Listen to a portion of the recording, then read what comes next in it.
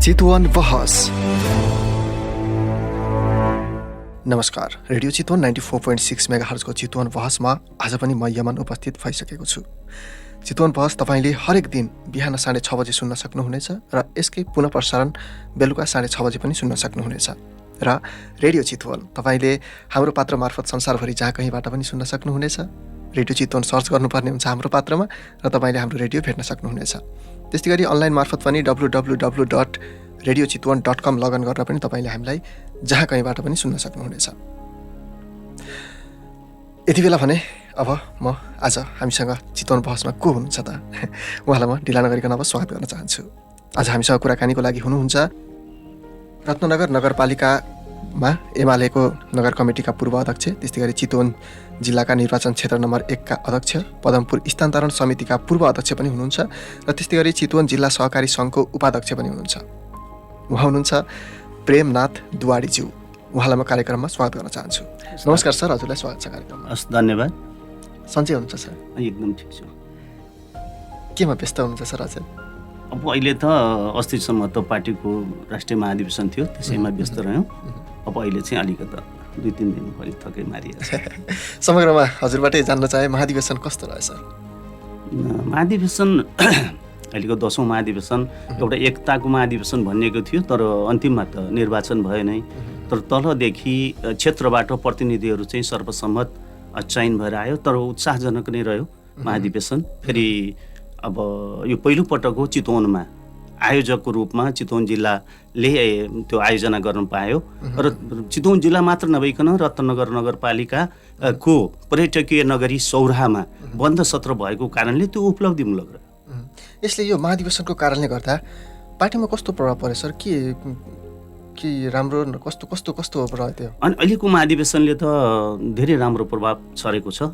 राष्ट्रव्यापी रूपमा नै एमालेको महाधिवेशन अरू पार्टीहरू पनि अहिले जुन नेपाली काङ्ग्रेसको महाधिवेशन भइरहेको छ, कतिपय ठाउँमा चाहिँ प्रतिनिधि छनौटमा नै गोली चलेको छ, दोहोरो झडप भएको छ। तर नेकपा एमालेको राष्ट्रिय महाधिवेशन वडा तहदेखिको अधिवेशन, नगर तहको अधिवेशन र राष्ट्रिय महाधिवेशनसम्ममा पनि एकदम सौहार्दपूर्ण वातावरणमा भएको छ। अरू पार्टीका कार्यकर्ताहरूले पनि एमालेका जस्तो कार्यकर्ताहरू रहनुपर्छ र सौराहावासीहरू जो होटल व्यवसायीहरू हुनुहुन्छ, योभन्दा पहिलाका धेरै कार्यक्रमहरू गर्दाखेरिमा जाँड खाएर बवाल हो हल्ला गर्ने अलिकति अनुशासनहीनता जस्तो कार्यकर्ताहरू भए पनि देखिने।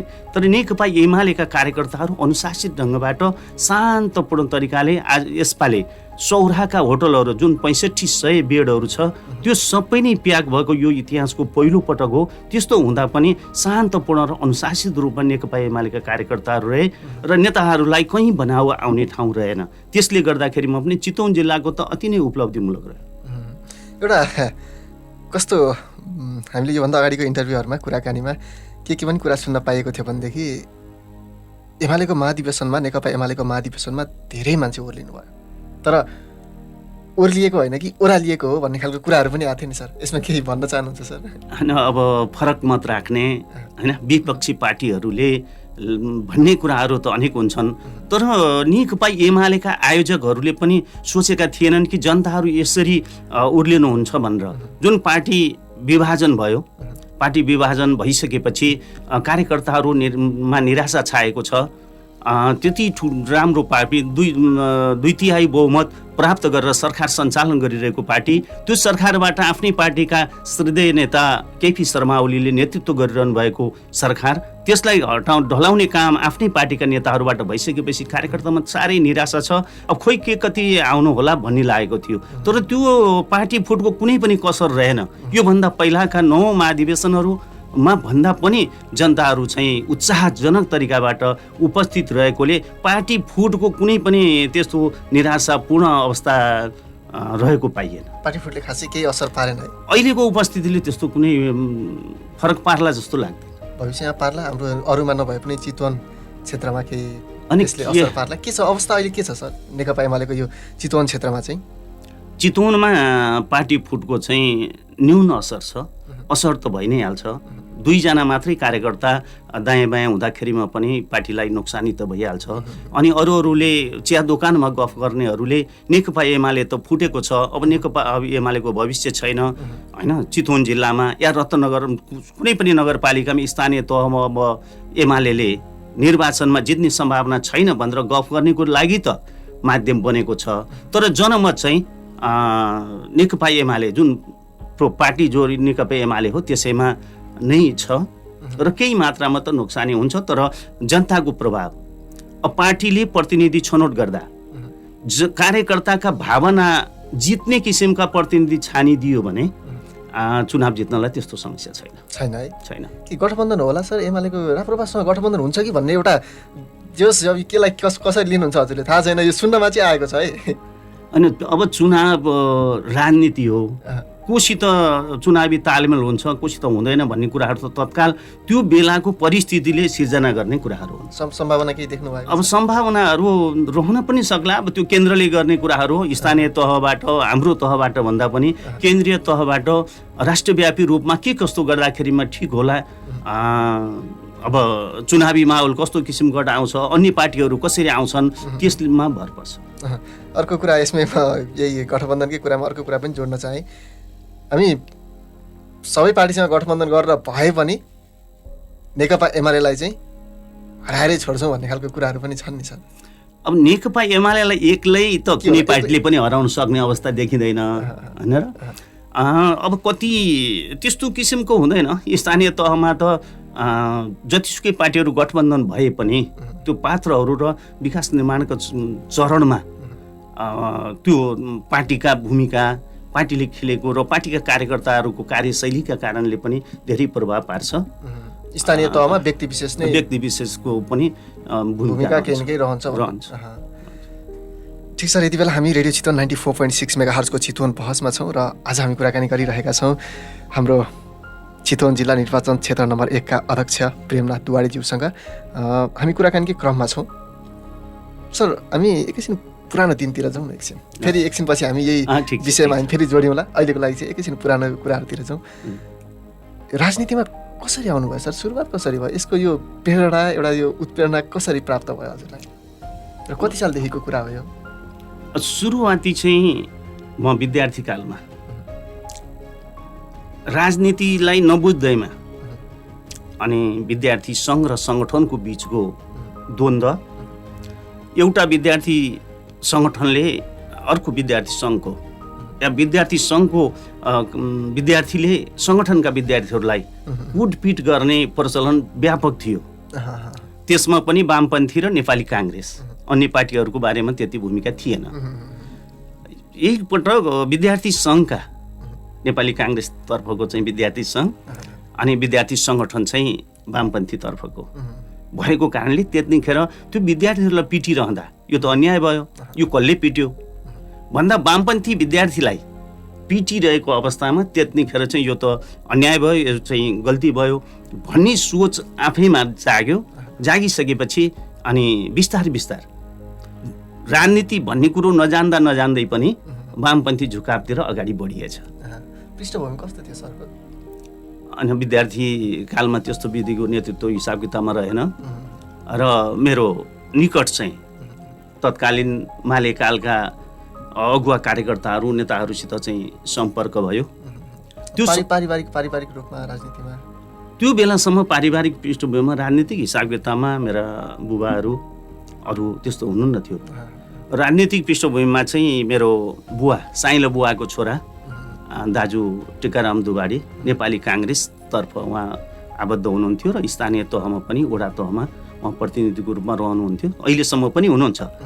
तर म चाहिँ वामपन्थी विचारतिर अगाडि बढेँ र 43 सालमा पार्टीले, तत्कालीन माले पार्टीले जनपक्षीय निर्वाचनमा जाने भन्ने सोच आइसकेपछि त्यो बेलाका उम्मेदवार जागृत प्रसाद भेटवाल जो जनपक्षीय उम्मेदवार हुनुहुन्थ्यो, त्यो बेलामा हामी चुनाव प्रचारमा युवाहरू लाग्यौँ र यहाँ रत्नगरको बुथमा म एजेन्टको रूपमा रहेँ 43 सालदेखि।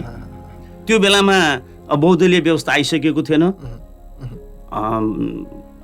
जनपक्षीय रूपमा उठेको थियो, पार्टीको मालेको तर्फबाट पनि भनिएको थिएन।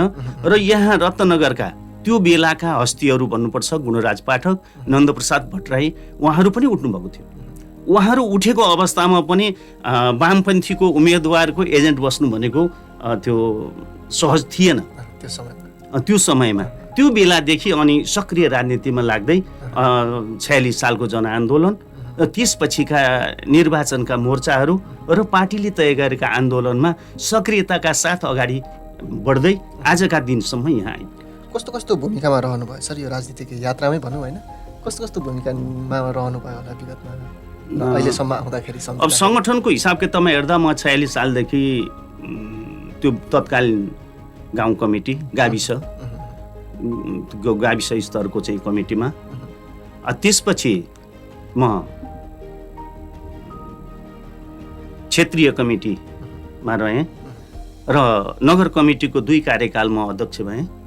त्यसपछि अहिले जिल्ला कमिटीको सदस्य र क्षेत्रीय कमिटीको अध्यक्षको भूमिका निर्वाह गरिरहेको छु अहिलेसम्म आउँदाखेरि। हजुर, यो राजनीति के रहेछ सर खास? हजुरबाट धेरै पुरानो अनुभव बोक्नु भएको छ। अब पहिला त राजनीतिक हिसाब किताबमा राजनीति नीतिलाई अध्ययन गरेर कसरी जाने, के गर्ने भन्ने कुराहरूमा मान्छेहरू लागिराखे। यहाँ त कतिपय थोरै कार्यकर्तालाई पनि नेता नीति निर्माण गर्ने नेता हुन्छ, कार्यकर्ता कार्यान्वयन गर्ने हो। नेताहरूले नीति निर्माण गर्नुहुन्छ, तल्लो तहका कमिटीमा रहने कार्यकर्ताहरूले कार्यान्वयन गर्ने कुराहरू हो। र पहिला चाहिँ राजनीति भनेपछि त्यसैमा सङ्गठनमा मात्रै आबद्ध रहेर अगाडि बढ्न सजिलो थियो। पार्टीको नेता प्रतिनिधि भनेर उभ्याइदिएपछि चुनावमा पनि त्यही अनुसार हुन्थ्यो। अहिले राजनीति सँगसँगै सामाजिक क्षेत्रमा पनि अगाडि बढ्नुपर्ने अवस्था छ। र जनताहरूले के गरिरहेका छन् भने आफ्नो पार्टीका कार्यकर्ताहरूले त यसै पनि जो जसलाई भए पनि त्यो पार्टीगत रूपमा गइहाल्ने कुराहरू भयो। तर पार्टीका कार्यकर्ताले मात्रै या सङ्गठित सदस्यले मात्रै, सक्रिय क्रियाशील सदस्यले मात्रै निर्वाचनमा विजय हासिल गर्न सकिँदैन। निर्वाचन पनि एउटा युद्ध हो।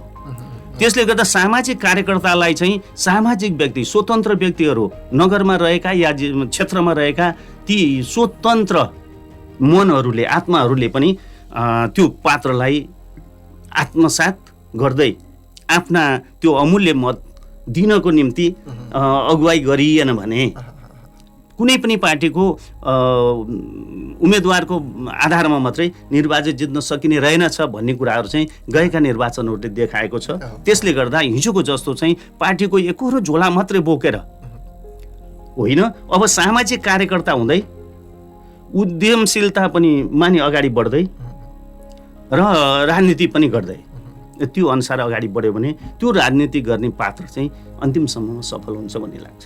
हजुरको कुरा सुन्दाखेरि भनेपछि सम्पूर्ण जनताहरूको पहिलाको भन्दा चेतना स्तर अलिकति बढेको हो भन्न चाहनु होइन? जनताहरूको त चेतना झोला बोकेर पनि हुन्थ्यो, त्यो हुन्थ्यो। अहिले त्यस्तो छन्। फेरि के छ भनेदेखि अहिले चाहिँ बुझेर नबुझेर एकपटक कुनै पनि पार्टीको चिन्हमा मतदान गरिसकेपछि म त्यही पार्टीको कार्यकर्ता हुँ भन्ने कुरो चाहिँ जनतामा छाप पर्यो योभन्दा पहिला। र के हुनु पर्थ्यो भने जनता चाहिँ 90%, राजनीति गर्ने चाहिँ 10% भइदियो भने त्यो राजनीति गर्ने पात्रहरूलाई चाहिँ जनताले लाइनमा ल्याउँथे। कहीँ कतै स्वार्थमा अल्मलिए भने पनि खबरदारी लगाउँथे। यहाँ त जसले छाप मार्यो त्यो नै राजनीतिक कार्यकर्ताको रूपमा वकालत गर्न थालिसकेपछि अनि नेताहरू, सबै नेताहरू भए, कार्यकर्ता भए, जसो गरी नै आफ्नै छन् भन्ने। त्यसले गर्दाखेरिमा चाहिँ अप्ठ्यारो परिस्थिति आउँदो रहेछ। अब बिस्तारै बिस्तारै छाँटिने सम्भावना छ। देशले राम्रो नेतृत्व पाउन नसकेको पनि त्यही कारण हो। अहिलेसम्म पाएको छैन नि सर राम्रो नेतृत्व। अनि यस्तो सुन्दर छ नि, अनि देश नै सुन्दर छ। यहाँ के भयो भने राजनीति संस्कार नै छैन।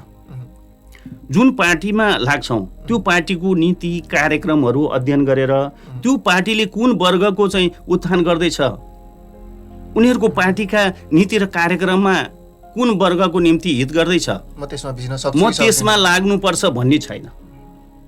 सर्वहारा भनेको छ अब पुँजीपति पार्टीतिर लागिरहेको छ।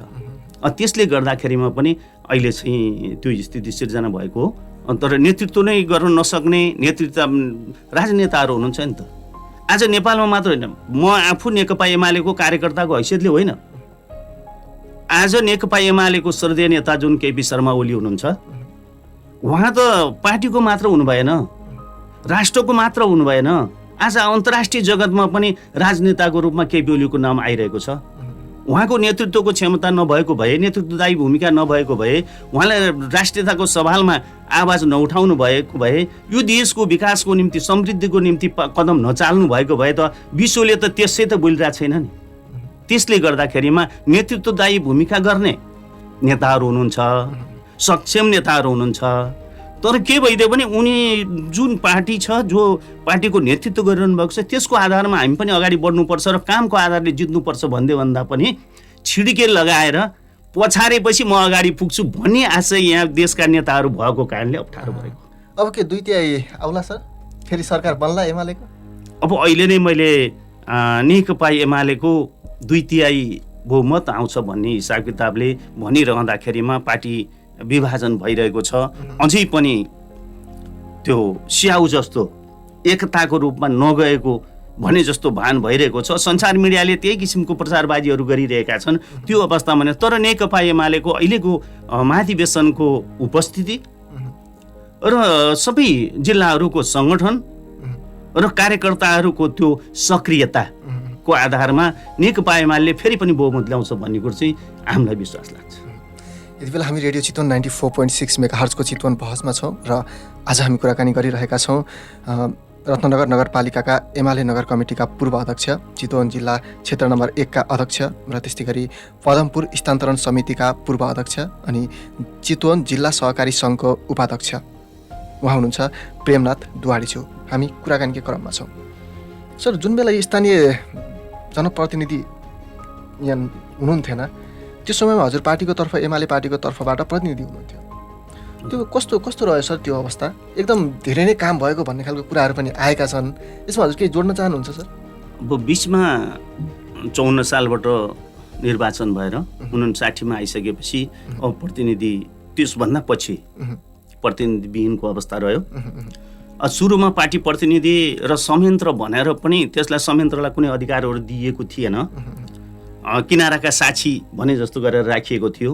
जब आएर 65-66बाट चाहिँ संयन्त्रको नाम दिएर पार्टीका प्रतिनिधिहरूबाट नै त्यहाँ योजनाहरू छनौट गर्ने, त्यसलाई पारित गर्ने या कर्मचारीहरूले गरेका कामहरूको हकमा चाहिँ त्यहाँ रहने भइसकेपछि अनि त्यो बेलामा चाहिँ पार्टीको प्रतिनिधिको रूपबाट नेकपा एमालेको नगर अध्यक्षको हैसियतले म त्यहाँ उपस्थित भएको थिएँ। त्यतिखेर त करिब 10वटा पार्टीका प्रतिनिधिहरू हामी त्यहाँ थियौँ, जसमा अलिकता महत्त्वपूर्ण भूमिका खेल्ने र नेपाली काङ्ग्रेस, माओवादी केन्द्र र नेकपा एमाले रहेको र त्यतिखेर हामीले चाहिँ विकास निर्माणको काममा कसरी अगाडि बढ्नुपर्छ, बिना योजना अगाडि जाँदाखेरिमा आज एउटा योजना विकास निर्माणका कामहरू गर्यो, निर्माणका कार्यहरू गर्यो, अनि अब अर्को वर्ष फेरि विकास योजनाहरू लिएर आउँदाखेरि फेरि त्यो गत सालमा गरिएका निर्माणहरूलाई भत्काउनु पर्ने। जस्तै म एउटा दुईवटा मात्रै कुराहरू गर्छु।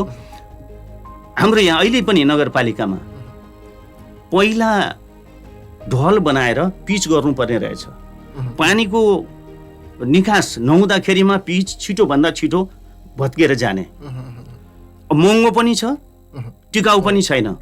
त्यसलाई दीर्घकालीन गृह योजना तयार गर्नुपर्छ भनेर नेकपा एमालेको प्रतिनिधिको हैसियतले मैले कुरा उठाएँ र सबै पार्टीका साथीहरूको बिचमा हाम्रो सहमत भयो र हामीले 68 मा दीर्घकालीन गृह योजना पहिलो चरणमा के कामहरू गर्ने, रत्ननगरको अवस्था के छ भन्दा हामीले त्यतिखेर के पनि छनौट गरेका थियौँ भने व्यावसायिक कृषिमा आधारित पर्यटकीय नगर रत्ननगर। हाम्रो रत्नगरको अवस्था के छ त भन्दा अब कृषिलाई व्यावसायिकरण गर्नुपर्छ, आधुनिकीकरण गर्नुपर्छ, यान्त्रिकरण गरेर हामीले चाहिँ अगाडि बढ्नुपर्छ र व्यावसायिक पर्यटकीय नगर जुन रत्ननगर जुन सौराहा छ तेस्रो गन्तव्य स्थान, त्यसलाई पनि विस्तार गर्नुपर्छ भन्ने सोचका साथ हामीले दीर्घकालीन गृह योजना बनायौँ, तत्कालीन, अल्पकालीन या दीर्घकालीन। त्यसको आधारमा काम गर्नुपर्छ भन्यो। अब अहिले यो दीर्घकालीन गृह योजना नहुँदाखेरिमा खानेपानीका पाइपहरू जुन ठाउँमा छ अहिले ढल बनाउँदाखेरिमा त्यो खानेपानीको पाइपले डिस्टर्ब गरिरहेछ कि त्यो खानेपानीको पाइपको कारणले यी 1 मिटर दायाँ एकतिर 1 मिटर बायाँ 2 मिटर बाटो साँगुरो भइरहेछ। अहिले रत्नगर बजारको चोकबाट उत्तरतर्फ जाने बाटो जुन नेपाल मावि साइड छ, अब त्यसमा हिजो जो घरवालाहरूले यो चाहिँ बाटो हो भनेर छोडिरहेको अवस्था, त्यो खानेपानीको पाइपको कारणले चाहिँ ढल भित्रबाट आउँदा अब बाहिरपट्टि उहाँहरूले चाहिँ आफ्नो घरमा पुर्नु भएको छ। अब के त्यो त उपयोगिता छैन। फुटपाथ पनि बनाइएको छ छेउछेउमा, बिचमा पिच भएको छ भने त्योभन्दा बाहिरको के हो त भन्दा त्यो बाटोको एरियामा पर्छ तर उपयोग भइरहेको छैन र हेर्दाखेरिमा बाटो साँगुरो छ। अब पहिला नै त्यसलाई चाहिँ त्यो खानेपानीको पाइपलाई साइडमा एकदम बाटोको किनारामा लिएर जान सकेको भए आज त्यो स्थिति सिर्जना हुँदैन, प्रपर प्लानिङ भइदिएको हुन्थ्यो। अब बाटो विस्तार गर्दा के गर्नु पर्यो, त्यो फुटपाथ पनि भत्काउनु पर्यो, खानेपानीको पाइप पनि सार्नु पर्यो, त्यो पिच पनि फेरि भत्काउनु पर्यो। यी स्थितिहरू चाहिँ छ। यसले गर्दा दीर्घकालीन गृह योजनाका साथ अगाडि बढ्नुपर्छ भनेर हामीले त्यो गृह योजना बनाएका थियौँ र जनप्रतिनिधि नहुँदा पनि विभिन्न ठाउँमा हामीले जस्तै अब सभा हल निर्माण गर्नुपर्छ भनेर पाइपलाइनमा राखेर जुन भक्तिनी बगैँचामा त्यो सभा हल बनिरहेको छ, सिसुवारमा सिटी हल निर्माण भइरहेको छ, अहिले पनि हामी हेर्न सक्छौँ। त्यो हिजो जनप्रतिनिधि हुँदामा नै त्यहाँ सिटी हल निर्माण गर्नुपर्छ भनेर हामीहरूले जमिन कहाँबाट कहाँदेखि कहाँसम्म छुट्याउने, जो अहिले 7 नम्बरको वडा अध्यक्ष हुनुहुन्छ राजन भट्ट, उहाँकै घरमा बसेर सिसुवारको खेलकुद ग्राउन्डभन्दा पश्चिम नदी किनारभन्दा दक्षिणमा रहेको 2 बिघा जमिनमा सिटी हल निर्माण गर्ने भनेर हामी सर्वदलीयले निर्णय गरेका छौँ। र यहाँ पनि 65 सालदेखिको 66 सालदेखिको चाहिँ ऊ हो के अरे पाइपलाइनमा बसेको योजना हो। यस्ता योजनाहरू ठुल्ठुला योजनाहरू हामी जनप्रतिनिधि नभएको अवस्थामा पनि सर्वदलीय प्रतिनिधिको एक मतका साथ हामी अगाडि बढेका छौँ। त्यतिखेर विकास निर्माणको सन्दर्भमा हामी के अरे पार्टी प्रतिनिधिहरूको बिचमा कहीँ पनि विमति रहेन। ट्रिटमेन्ट प्लान्टमा पनि 5 वर्षभित्र भ्याइनु पर्ने, तर त्यहाँका स्थानीय बासिन्दाहरूले ट्रिटमेन्ट प्लान्ट सबैतिरको चाहिँ त्यो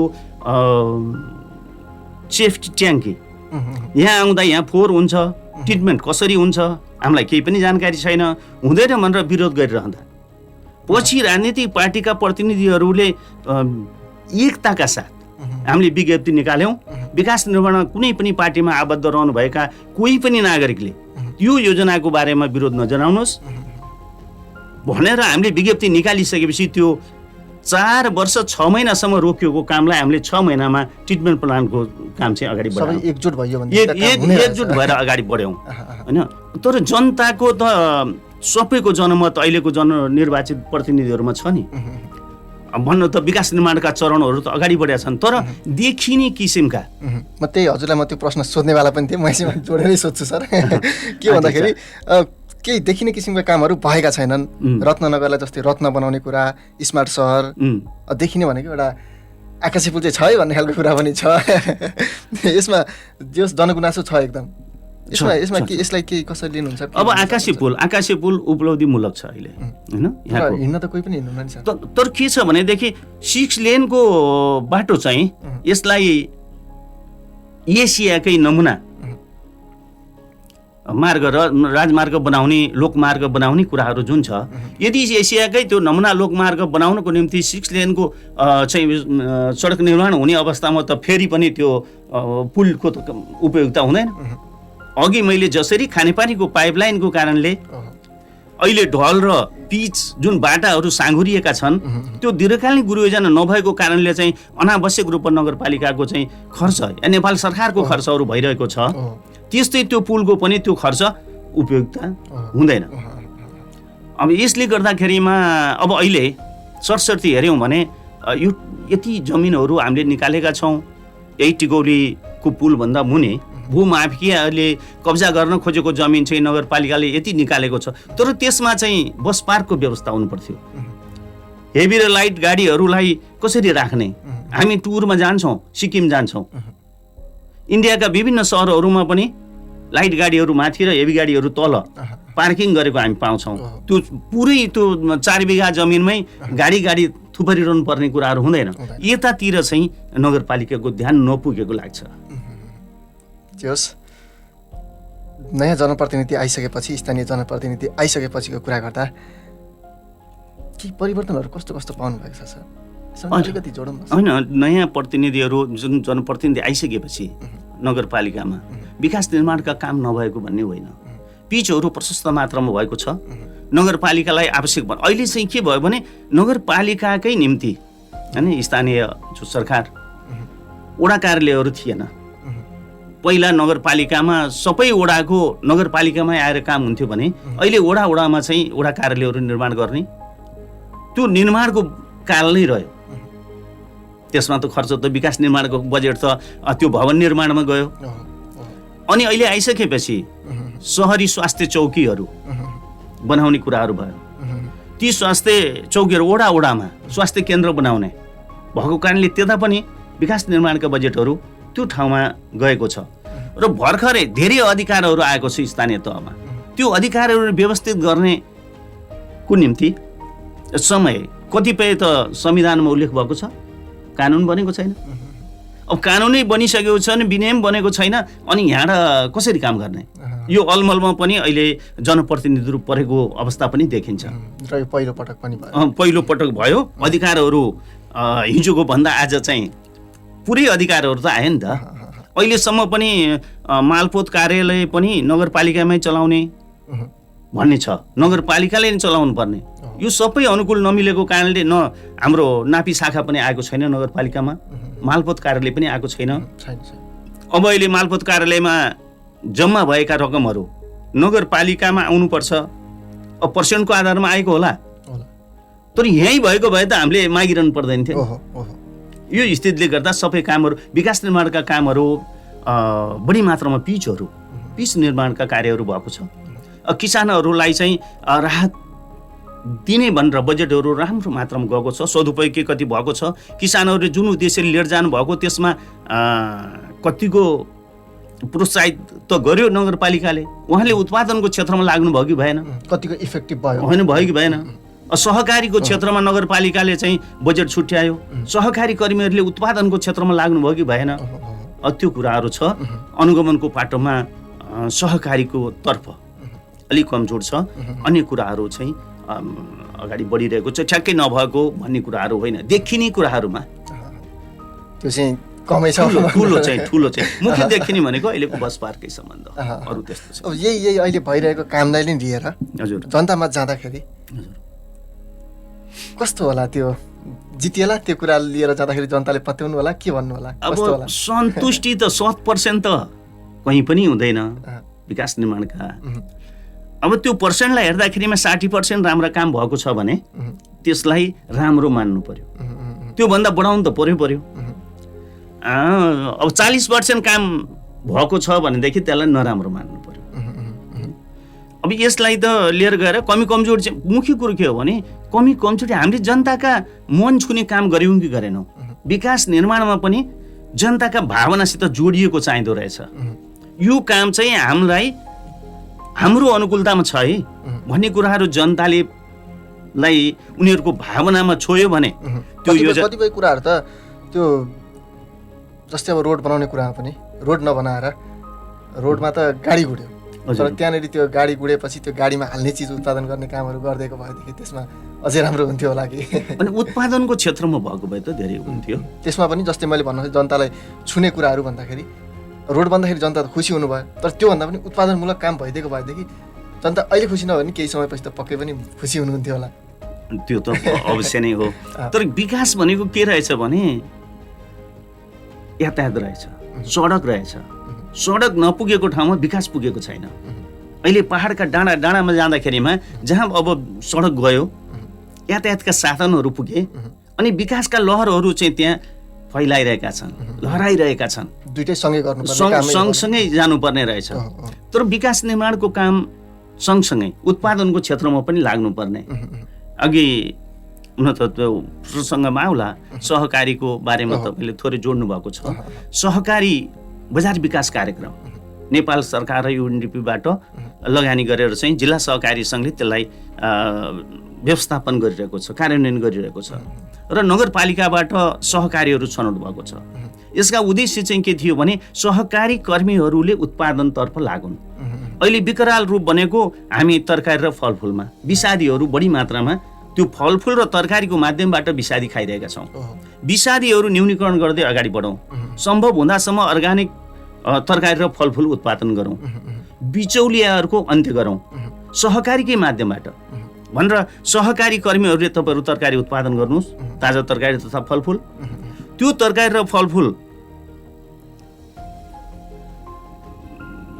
नगर स्तरीय कलेक्सन सेन्टर हुन्छ, त्यसपछि क्षेत्रीय स्तरको कलेक्सन सेन्टर हुन्छ, त्यसपछि केन्द्रमा जसरी अहिले चाहिँ कालीमाटीमा तरकारी बजार छ त्यस्तै रूपमा चाहिँ सहकारीकै माध्यमबाट 2-4 ठाउँमा चाहिँ तरकारी बजारको व्यवस्थापन गर्ने र बिचौलियाको अन्त्य गर्ने, सहकारीले उत्पादन गर्ने, सहकारीले कलेक्सन गर्ने र सहकारीले विभिन्न ठाउँमा पुर्याउने भन्ने उद्देश्यका साथ यो कार्यक्रम सुरु भएको।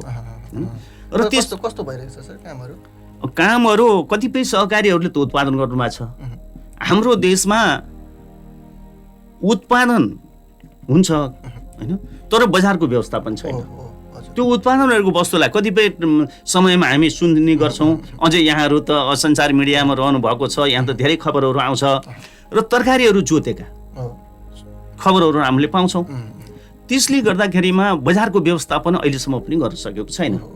हामीहरूले सहकारी बजार विकास कार्यक्रम सञ्चालन गरिरहँदा तपाईँहरूले सामान उत्पादन गर्नुहोस्, व्यवस्थापन हामी गर्छौँ, बजारको व्यवस्थापन हामी गर्छौँ र राज्यले गर्नुपर्छ भनेर चितवन जिल्लामा 6वटा जिल्ला छ यो कार्यक्रम सञ्चालन भएको।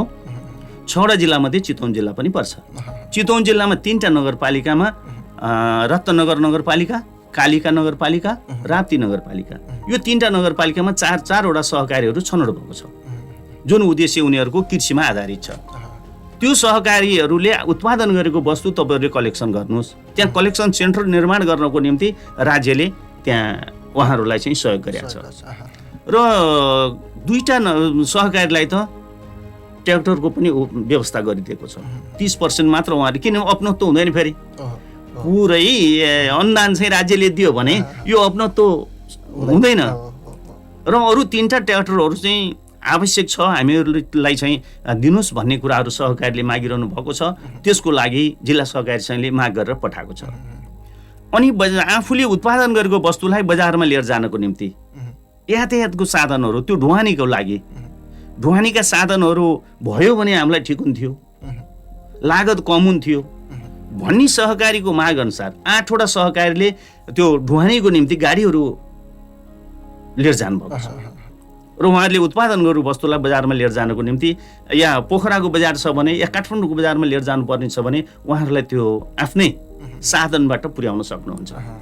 र प्राविधिक सहयोग जिल्ला सहकारी सङ्घ मार्फत प्राविधिक सहयोग पनि जुटाएको छ र यो कार्यक्रम चाहिँ मैले अघि नै पनि भने विषादी न्यूनीकरण गर्दै अर्ग्यानिक तर्फ उन्मुख र बिचौलिया हामीले सुन्यौँ 10 रुपियाँ केजीमा किसानबाट उठाएको छ तरकारी, तर उपभोक्ताले 60 रुपियाँ तिरिरहेको छ, 50 रुपियाँ त्यो बिचौलियाले बिचमा नाफा खाइरहेको छ। यो एकदमै ठुलो समस्याको रूपमा पनि रहेको छ। यसको अन्त्य गर्नुपर्छ भन्ने उद्देश्यका साथ यो कार्यक्रम लागू भएको छ। केही सहकारीहरूले उत्पादनमा लाग्नु भएको छ र बजारको व्यवस्थापन हुन सकेको छैन। यति बेला हामी रेडियो चितवन 94.6 मेगाहर्जको चितवन बहसमा छौँ र आज हामी कुराकानी गरिरहेका छौँ चितवन जिल्लाका निर्वाचन क्षेत्र नम्बर 1 का अध्यक्ष, चितवन जिल्ला सहकारी सङ्घका उपाध्यक्ष प्रेमनाथ दुवाडीज्यूसँग। उहाँ रत्नगर नगरपालिका एमाले नगर कमिटीका पूर्व अध्यक्ष पनि हुनुहुन्छ, त्यस्तै गरी पदमपुर स्थानान्तरण समितिका पूर्व अध्यक्ष पनि हुनुहुन्छ। हामीसँग समय अलिकति कम नै छ र हामी लगभग अन्त्यको छेउछाउतिर आएका छौँ, अन्त्यमा चाहिँ आइसकेका छैनौँ र त्यही पनि अलिकति अझै कुराकानी हामी गर्नेछौँ सर। अब हाम्रो यस चितवन क्षेत्र नम्बर 1 मा नेकपा एमालेको कस्तो कस्तो कार्यक्रमहरू आउँदैछ सर अब? चितवन क्षेत्र नम्बर 1 मा अब पूर्वी चितवनमा नै बाढीको प्रकोप बढी छ। ठुला ठुला ठाडा खोलाहरू अब पहाडबाट आउँछ। तिनीहरूको तटबन्धनको कार्यक्रमहरू आइरहेको छ। त्यो हजुरहरूले लिने कुरा भएपछि होइन, अहिले उसमा क्रमागत हिसाब किताबमा अगाडि बढिरहेको छ तटबन्धनका कार्यक्रमहरू।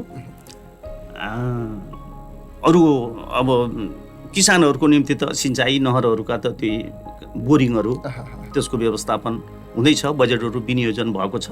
अब अहिलेको वर्ष त सरकार परिवर्तनकै वर्ष जस्तो भइरहेको छ।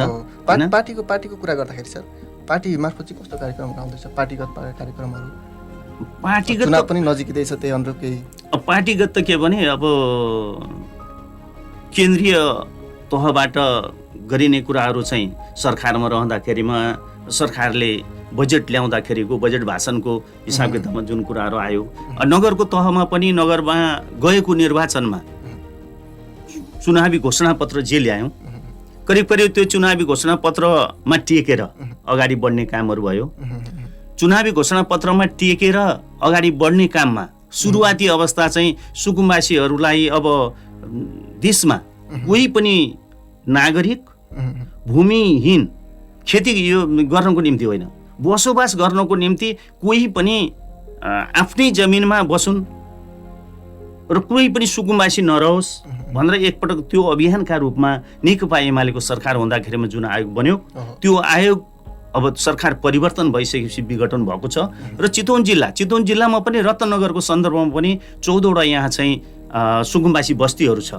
त्यो बस्तीहरूमा जमिन नापेर को कसले कहिलेदेखि चर्चेर आएका छन् या त्यही बसोबास कतिले गरेका छन्, कति वास्तविक सुकुम्बासी हुन् या अन्य ठाउँमा पनि जमिन भएर यहाँ आएर बसेका छन्, त्यो हिसाब किताबको छनौट हुँदै अब जुन कामको रफ्तारमा लागिरहेको अवस्थामा आयोगको विघटन भयो र काम अगाडि बढ्न सकेन। त्यसमा हामीले जग्गाधनी प्रमाण पूर्जा नै दिने भनेका थियौँ। नेकपा एमाले त्यसरी अगाडि बढिरहेको अवस्थामा त्यो एउटा छुन सकिएन, पूर्जा दिन सकिएन। अनुकूल मिलेर राज्यले हस्तक्षेप नगरे रत्नगर नगरपालिकाले हामीले जुन अभियानमा अगाडि बढ्यौँ, सुकुम्बासी समस्या समाधान आयोगले जे काम अगाडि बढाएको छ र वास्तविक सुकुम्बासी हुन् भन्ने कुराहरू पहिचान भइसकेका सुकुम्बासीहरूलाई सेतो पूर्जा भए पनि नगरपालिकाले दिनुपर्छ कि भन्ने सोच नगरपालिकाले राखेको छ भनेर मेयर उपमेयर साहबहरूले भन्नुभएको छ होइन। त्यो अवस्थामा जान सकियो भने थोरै भए पनि हामीले चुनावी घोषणापत्रमा उल्लेख गरिएका कुराहरू सुकुम्बासीको बस्तीमा हामी जान सक्यौँ। अन्यथा अरूले उरालेर फेरि पनि नेकपा एमाले के गर्यो त भन्ने कुरा काम गर्न नदिने अनि के गर्यो त भनेर विरोध गर्ने कुराहरू जुन हुन्छ, यो मसला सबै पार्टीले ल्याउँछन्। फेरि अरू पार्टीलाई मात्रै दोष नलगाउँ, एकअर्कालाई आरोप प्रत्यारोप लगाउने कुराहरू छ। बरु तत्कालै त्यो आयोग विघटन नगरेर पात्र यो राजनीतिमा एकदम जरुरी रहेछ। यो त एकदम पात्र हटाएर अर्को पात्र आएर त्यसैलाई निरन्तरता लिएर गइदिएको भए सबैको समस्या हो। त्यो सबै जनताको हितको लागि भएको काम त जसले गरे पनि सबै पार्टीका को समस्या हो नि। यहाँ अहिले सरकारमा जाने भने कि नेकपा एमाले हो कि नेपाली काङ्ग्रेस हो। अहिले अरू पार्टीहरू त अब तालमेल गरेर कहिले काहीँ तिक्रम गरेर जाने छुट्टै कुराहरू हो। अहिलेको शक्तिको रूपमा अहिले तत्कालको लागि हेर्दाखेरिमा नेकपा एमाले नै पहिलो शक्ति हो, दोस्रो शक्ति नेपाली काङ्ग्रेस हो। अहिले पार्टी फुटेको कारणले होइन हामी पहिलो हुन्छौँ भनेर नेपाली काङ्ग्रेसका साथीहरूले भन्नु पनि अनुचित होइन। भने जो जसले भए पनि अहिले हिजो नेकपा एमालेको नेतृत्वमा सरकार थियो, जनताका काम, जनताका भावनाहरूलाई छुने काम, सुकुम्बासीहरूको उद्धार हुने काम नेकपा एमालेको नेतृत्वमा रहेको सरकारले सुरु गरेका थियो भने अहिले नेपाली काङ्ग्रेसको नेतृत्वमा सरकार छ, उहाँहरूले पनि त्यसलाई निरन्तरता दिनु पर्थ्यो। अब त्यो चाहिँ कामहरू आज पनि मैले सुने, सुकुम्बासीहरू चाहिँ नगरपालिकाको गेटमा धरनामा हुनुहुन्छ भन्ने कुराहरू सुनेको थिएँ। त्यो समस्याको समाधान होला छिट्टै। सर अब हजुरलाई भविष्यमा कस्तो भूमिकामा देखिन्छ होला? अबको चुनाव पनि आउँदैछ, पार्टीगत राजनीतिक रूपमा या कस्तो भूमिका देखिन्छ होला सरलाई? अब आफैलाई कस्तो भूमिकामा देखिन्छ भन्ने कुराहरू होइन। यहाँ कतिपय चाहिँ नेताहरू नेताहरूले मूल्याङ्कन गर्ने कुराहरू हुन्छ नि, नेताहरूले यहीँ स्थानीय हिसाब किताब नभए केन्द्रीय हिसाब किताबबाट अब कार्यकर्ताहरूको मूल्याङ्कन गर्नको निम्ति उनीहरूको भूमिका के कस्तो छ, कुन किसिमको जिम्मेवारी दिँदाखेरिमा उनीहरूबाट जनताको पक्षमा काम गर्छन् भन्ने कुराहरू केन्द्रबाट एउटा टिम बनाएर पठाउनुपर्छ भन्ने लाग्छ। र हिजो चाहिँ क्षमता र योग्यताको आधारमा निरन्तरताको आधारमा जिम्मेवारी पार्टीले दिन्छ भनेर बस्ने पात्र मध्येको म एउटा हुँ। तर त्यो आशा कहिले पनि पुरा भएन। के हो त नि जिम्मेवारी दिनुपर्ने, कस्तो किसिमको क्षमता छ, के छ भन्ने कुराहरू हो।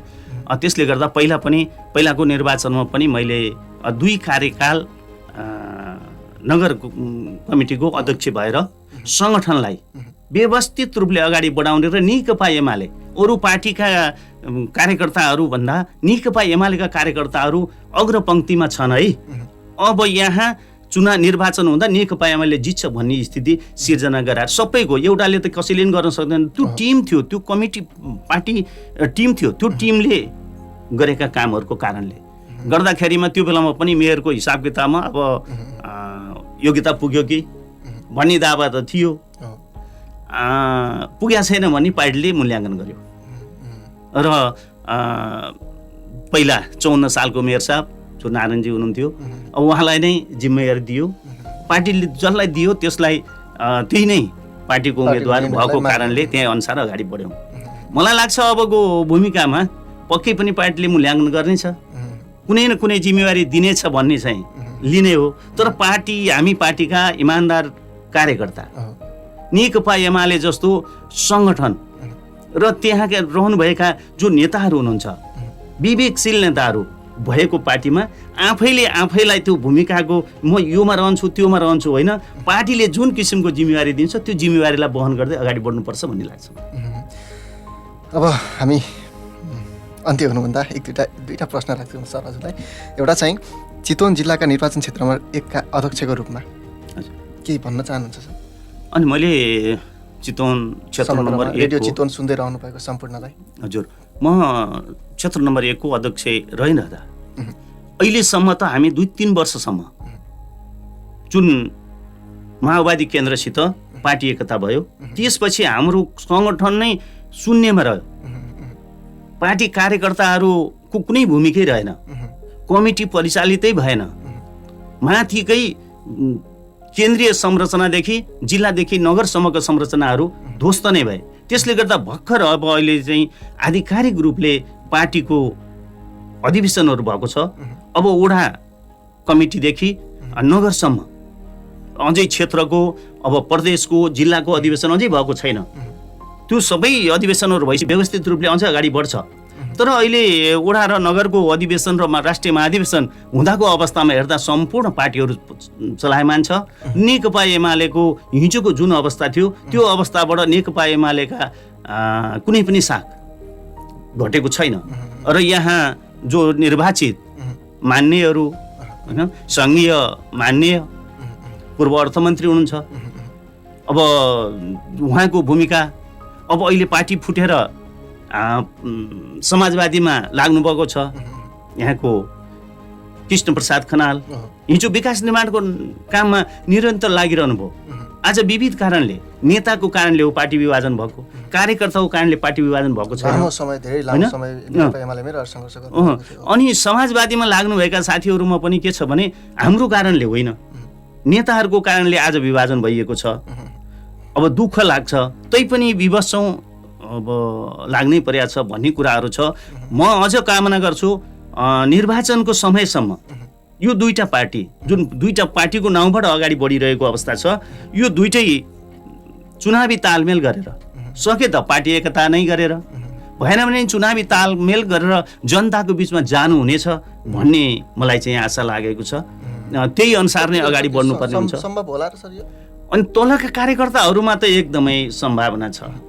राजनीति हो भन्न सकिन्छ अब होइन। अब माथि नेताहरूले मिल्न दिनु भएन भने छुट्टै कुरो, नत्र यहाँका स्थानीय नेताहरू, स्थानीय कार्यकर्ताहरूको बिचमा चाहिँ एकता गरेर जानुपर्छ है, एकले अर्कालाई गाली गलौज गर्ने होइन। नेताको कारणले हामी बाध्यतावश विभाजन भएका छौँ भन्ने कुराहरू आइरहेको छ। र क्षेत्र नम्बर 1 मा नेकपा एमालेको कुनै पनि त्यो वर्चस्व कायमै छ। भोलिको निर्वाचनमा नेकपा एमाले नै त्यहाँ विजय हासिल गर्छ भन्ने अहिले सङ्गठनले र जनतामा अब 1-2 महिना अगाडि त्यस्तो थिएन। अब अहिले चाहिँ एकदम अगाडि बढिरहेको अवस्था चाहिँ छ। हुन्छ सर, अब चाहिँ अन्तिम प्रश्न राखेँ मैले सरलाई।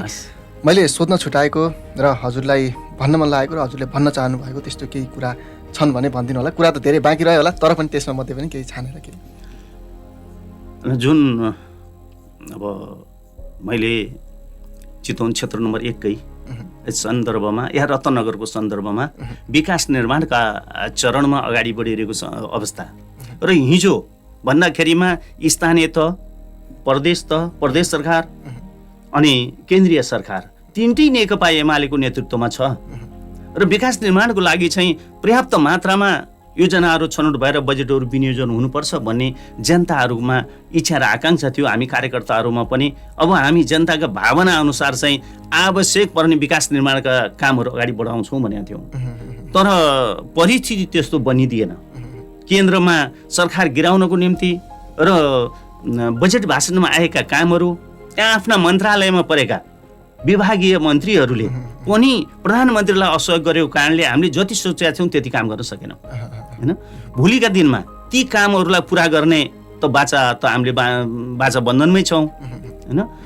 त्यसै कारणले गर्दाखेरिमा नगरमा पनि सोचे जति काम भएको छैन होला, तर अन्य पहिलाका भन्दा अहिले चाहिँ चरणबद्ध तरिकाले चाहिँ विकास निर्माणको काम अगाडि बढेको छ। बाँकी कामहरूलाई नेकपा एमाले नै पुरा गर्नेछ। अब यहाँहरूको जुन विश्वासमा कहीँ पनि घात नेकपा एमाले गर्ने छैन। हिजोका दिनमा पनि नेकपा एमालेलाई विश्वास गर्नुभयो। यहाँहरूको भावना अनुसार सबै काम पुरा हुन सकेन होला, तर नराम्रो काम चाहिँ गरेको छैन। भ्रष्टाचार गरेको भन्ने कुराहरू सुनिएको छैन। अब बनावटी कुरामा भनिदिने कुरा त छुट्टै कुराहरू हो। त्यसले गर्दा जुन नेतृत्व नेकपा एमाले स्थानीय तहमा लिइरहेको छ, प्रदेश तहमा जुन किसिमबाट लिइरहेको अवस्था हो, अब प्रदेशमा हाम्रो चानसले क्षेत्र नम्बर 1 को 2टै प्रदेश क र ख दुईटै प्रदेशबाट निर्वाचित मान्यज्यूहरू मन्त्री हुनुभयो। दावादोर जिल्लामा कबाट मन्त्री हुनुभयो। अब त्यो कृषिको क्षेत्रमा अझ सहकारीको क्षेत्रमा धेरै कामहरू चाहिँ त्यहाँबाट बजेटहरू आएर अहिले काम भइरहेको छ भने अहिले अब खको मान्यज्यू मन्त्री हुनुभएको छ। तर पार्टीगत रूपमा राज्यमा गइसकेपछि, राज्यको बागडोर सम्हालिसकेपछि उहाँहरू सबै पार्टीको मन्त्री, नेकपा एमालेको या समाजवादीको यो कुरो होइन। अब उहाँले पनि विकास निर्माणको काम अगाडि बढाउनु हुनेछ र नेकपा एमालेकै तर्फबाट निर्वाचित हुनुभएको, सूर्य चिन्ह बाहेक झन्डा बोकेरै निर्वाचित हुनुभएको कारणले उहाँले गरेका राम्रा कामहरू पनि नेकपा एमाले जस पाउने कुराहरू हुन्छ। भोलिका दिनमा भिन्न पार्टीबाट भिन्न चिन्हबाट उठ्यो भने त्यतिखेरको अवस्था छुट्टै होला। अन्यथा कृष्ण खनाल जो मन्त्री हुनुहुन्छ, अब उहाँले गरेका कामहरू पनि नेकपा एमाले या जनताको बिचमा विकास निर्माणको काम हुनेछ र जनताका भावना अनुरूप नै उहाँले पनि काम गर्नुहुनेछ र यो क्षेत्रमा भएका गर्नुपर्ने बाँकी कामहरू चाहिँ भोलिका दिनमा नेकपा एमालेकै अगुवाईमा हुनेछ र यहाँहरूलाई यही म विश्वस्त गराउन चाहन्छु भन्न चाहन्छु। यस्ता सेड्युलमा पनि हामीलाई समय दिनुभयो, त्यसको लागि हजुरलाई धेरै धेरै धन्यवाद छ सर। एकदम यहाँहरूलाई पनि धेरै धेरै धन्यवाद छ। रेडियो चितवनका जो प्राविधिक शाखामा र प्रस्तुताको रूपमा जुन रहनुभयो होइन, यहाँले जुन कुराहरू मलाई आफ्ना मनमा लागेका कुराहरू के कस्तो छ भनेर यो सुनाउने अवसर दिनुभयो, यहाँहरूप्रति पनि आभार व्यक्त गर्न चाहन्छु। चितवन बसबाट अब हामी बिदा हुन्छौँ सर। हस् त, धन्यवाद। नमस्कार। नमस्कार। चितवन बहस।